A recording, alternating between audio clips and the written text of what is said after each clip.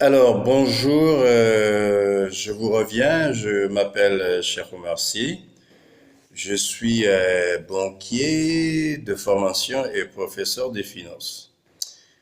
Alors, je vous livre aujourd'hui le cours numéro 8 qui porte sur le thème réussir sa prise de poste de chef ou responsable d'agence bancaire. Là aussi, je développe le cours numéro 8 suite à une demande qui a été formulée par une personne qui doit prendre fonction. Alors, pour réussir sa prise de poste de chef d'agence et responsable ou responsable, il y a trois étapes en fait qu'il faut suivre. Il y a trois étapes. Alors, la première étape, c'est la collecte d'informations. Il faut savoir collecter les bonnes informations concernant l'agence bancaire. Deuxième étape, c'est la prise de contact. Toujours avant de prendre fonction, il faut faire la prise de contact et en dernier ressort, avoir une connaissance de ses missions.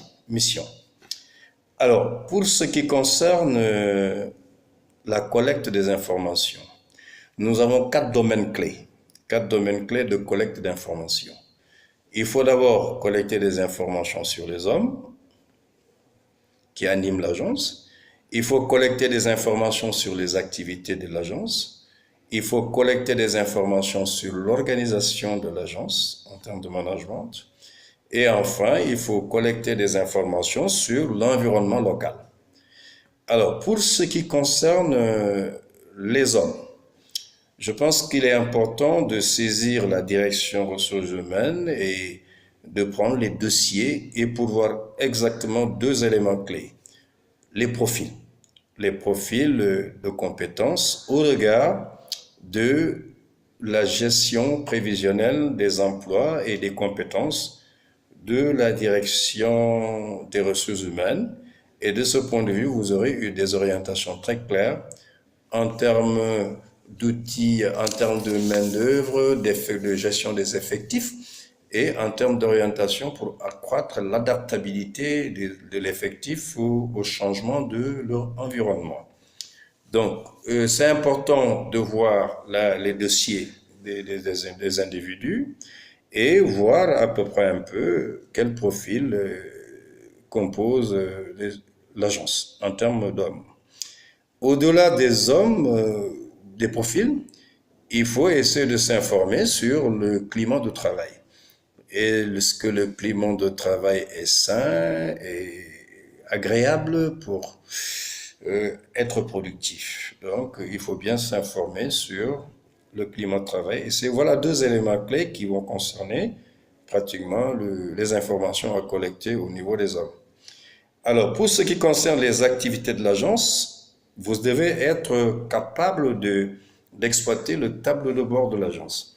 Le tableau de bord qui vous permettra de voir la structuration du fonds de commerce. Le fonds de commerce, c'est le volume de clients et le volume d'affaires que ces clients donnent à l'agence. Toujours dans le tableau de bord de l'agence, on peut voir les réalisations clés de l'agence. Les réalisations clés de l'agence en termes d'activité, de performance commerciale et de performance financière.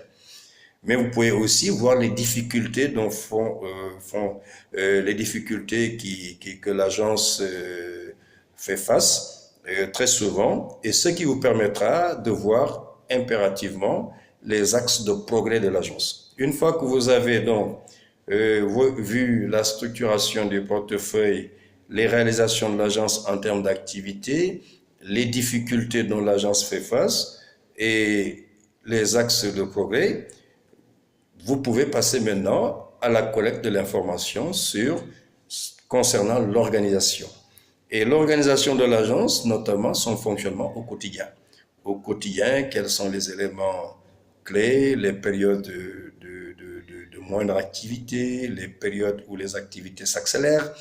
Donc, à quel moment ça nécessite des efforts extrêmement puissants, les horaires de travail, les heures, et une fois que vous avez tout ça, vous êtes préparé à vraiment assumer votre rôle de chefs d'agence ou de responsables d'agence. Donc, il faut bien s'informer sur le mode d'organisation, le quotidien, le fonctionnement quotidien de l'agence. Et quelles sont les heures de travail? Est-ce qu'on va jusqu'à des heures tardives? Où on est là? Est-ce qu'il y a une bonne gestion du temps? Hein? Donc, tout ça, c'est lié à l'organisation et la cohérence entre les différents services, les différents responsables en termes de travail. Alors, en dernier ressort concernant donc la collecte des informations, il faut voir l'environnement local. L'environnement local de l'agence essaie d'identifier les centres d'influence, les regroupements de commerçants, les regroupements professionnels et tout ce qui peut contribuer à, une fois que vous êtes sur place, une fois que vous êtes assis sur votre fauteuil de chef d'agence ou de responsable d'agence, que vous puissiez quand même au moins aller les contacter pour développer davantage de portefeuilles et marquer votre empreinte. Alors, ce qui nous amène à la deuxième phase maintenant, après la collecte d'informations, il faut les prises de contact. Mais concernant les prises de contact, la première prise de contact, c'est avec la nouvelle hiérarchie, hein, où vous allez chercher son soutien, son accompagnement. Votre chef hiérarchique doit vous soutenir, doit être avec vous. Donc, il faut tout faire pour capter son soutien et capter son accompagnement, parce que très souvent, vous aurez besoin de votre hiérarchie pour persévérer et mettre votre empreinte. Hein. Et si vous voulez mettre votre empreinte dans un tel contexte, je pense que c'est très nécessaire que votre hiérarchie vous accompagne dans ce que vous voulez faire. Et donc après la nouvelle hiérarchie, il faut prendre contact avec le chef d'agence ou le responsable d'agence partant. Donc celui qui vous laisse le poste, il faut le voir et discuter sur son style de management et les modalités de délégation de pouvoir qui existent au sein de l'agence et son mode d'animation des équipes au sein de l'agence. Comment il a fait jusqu'à arriver à un certain niveau si l'agence est créditée étant une bonne unité pour la banque en général. Donc, s'il a réussi sa mission, je pense que ce serait extrêmement important que vous ayez une séance avec lui pour vous permettre quand même au moins de voir son style de management, c'est quoi, le mode de délégation qui lui a permis de réussir et surtout le mode d'animation des équipes. Mais juste après le chef d'agence, donc la troisième catégorie de prise de contact vous amène vers l'équipe des collaborateurs. Alors, ça, quand vous prenez attache avec les différents collaborateurs, il est souhaitable que le chef d'agence sortant soit avec vous. Hein, soit avec vous. Ça permettra à chaque fois que quelqu'un intervient qu'on tienne compte de ce qui s'est passé et éviter aussi de porter du tort au chef d'agence qui est sorti pour lui coller tout ce qui va pas bien et ainsi de suite. Donc, si vous venez avec le chef d'agence partant, vous discutez avec tous les collaborateurs, vous permettrez quand même au moins, vous aurez la possibilité de les rassurer par votre attitude, de les rassurer par votre aptitude et ce qui vous donnera un peu de l'altitude. Donc c'est extrêmement important de prendre contact avec ces différents collaborateurs en présence du chef d'agence sortant. Bon, si c'est une nouvelle agence, il n'y a pas de souci, ça dépend maintenant de votre propre attitude et de votre propre aptitude. Et enfin, toujours dans la prise de contact, il faut prendre contact avec les principaux clients. Les clients les plus importants pour préparer en fait la passation relationnelle. La passation relationnelle entre le chef d'agence ou responsable d'agence sortant et vous-même. Et en ce moment précis, vous avez déjà pris contact avec beaucoup de clients sur la base des orientations de chef d'agence et je pense qu'une fois que vous mettez maintenant sur votre fauteuil, vous pourrez être dans les meilleures conditions pour assurer la continuité. Donc ça, c'était par rapport à la prise de contact. Et en dernier ressort, toujours dans les étapes, il faut connaître les missions de chef ou de responsable d'agence. Alors là, votre attitude compte beaucoup. Votre manière de se tenir, tant du point de vue du contenant que du contenu. Alors, vous devez avoir le profil d'un manager. Et au-delà du profil, marquer les aptitudes à saisir tous les aspects techniques. Les aspects techniques vous permettront d'assurer la continuité de l'activité, la gestion des centres de profit et des centres de charge aussi, de coûts. Et vous aurez aussi la possibilité de voir la structure du portefeuille cédé par le chef d'agence ou le responsable d'agence sortant avec des explications qu'il vous donne. Vous devez être apte à recevoir les explications, à donner votre avis et porter un jugement sur ce qui est donné et éviter de consommer textuellement ou très rapidement ce qu'il vous dit sans avoir la capacité au moins de critiquer ce qu'il vous donne ou d'apprécier aussi. C'est très possible. Alors, au-delà des aspects techniques, il faut savoir aussi bien animer les hommes. Donc, bien animer les hommes, c'est tout de suite identifier les différents profils qui les composent. Le profil communicatif, c'est savoir typer les hommes qui sont autour de vous. Il y en a qui sont très réfléchis, qui sont des intellectuels, qui ont un sens d'écoute et qui, à chaque fois qu'ils sont avec vous, cherchent à avoir des questions pertinentes au plan technique et vous feront de la restitution technique. Alors, à côté des réfléchis, vous avez des coopératifs qui, souvent, pour eux, vous êtes déjà un ami, vous êtes une famille, vous êtes un truc. Ils passent d'abord par ce canal-là pour installer une certaine communication orientée vers l'agence, ses activités, son organisation, ses performances, ainsi de suite. Parallèlement, après juste les coopérants, vous avez dans une équipe des gens qui sont de véritables dictateurs. Alors, c'est des donneurs d'ordre qui sont, même s'ils ne sont pas chefs, mais il faut savoir aussi les capter et essayer de s'adapter. L'essentiel, c'est de tout faire pour les amener vers la réalisation des objectifs de l'agence. Et un dernier ressort, le type de profil qu'on peut avoir, c'est l'expansif. Un expansif, lui, il considère tout le monde comme le public. Vous le laissez se débattre, étaler toutes ses connaissances et juste vous le ramenez à l'objet pratiquement de votre entretien, de votre réunion. Donc, en résumé par rapport à l'animation des équipes, il faut savoir s'adapter, avoir une capacité d'adaptation, d'écoute et ne pas couper les gens, les laisser parler, les laisser s'exprimer et qu'ils s'approprient un peu de ce que vous avez envie de faire de l'agence. S'ils ne s'approprient pas de vos orientations, de votre touche personnelle, de tout ce que vous voulez faire pour que l'agence marche, je pense qu'il sera très difficile que vos objectifs personnels soient atteints. Donc, au-delà de l'animation des équipes, il faut vraiment avoir la capacité de faire un bon pilotage des activités de l'agence. Et faire un pilotage des activités de l'agence, c'est savoir aussi lire les tableaux de bord précédents, les analyser afin d'apporter des solutions.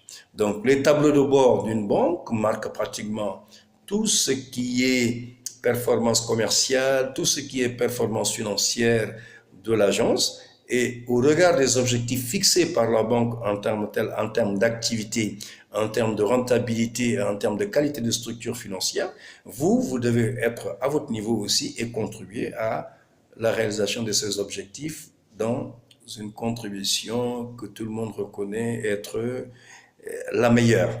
Donc, au-delà donc de ce pilotage des activités de manière efficace, pour être l'une des meilleures agences de la banque, vous avez un dernier ressort, la gestion au quotidien des affaires. Alors là, il faut faire preuve d'un grand manager.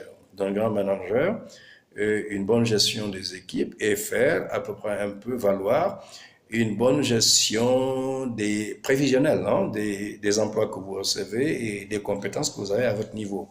Donc, savoir donner son point de vue dans le cadre du recrutement aussi, de ce dont vous avez besoin en termes de recrutement, essayer de bien gérer la durée et les horaires de travail, bon, insister un peu, communiquer sur les rémunérations des différentes personnes qui sont sous votre responsabilité, donner votre point de vue, essayer d'assurer leur promotion et d'insister encore sur la nécessité qu'il existe un plan de carrière pour vos différents collaborateurs, les différentes personnes qui sont sous votre responsabilité. En dernier ressort, il faut savoir former, discuter et parler à vos collaborateurs pour accroître leur adaptabilité aux différents changements de l'environnement bancaire, de la banque elle-même et de l'agence. Pour ce faire, il faut jouer sur leur formation. Vous êtes responsable de leur formation en premier ressort.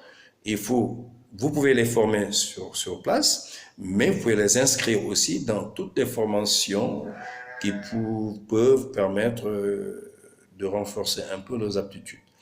Il faut un encadrement opérationnel très efficace.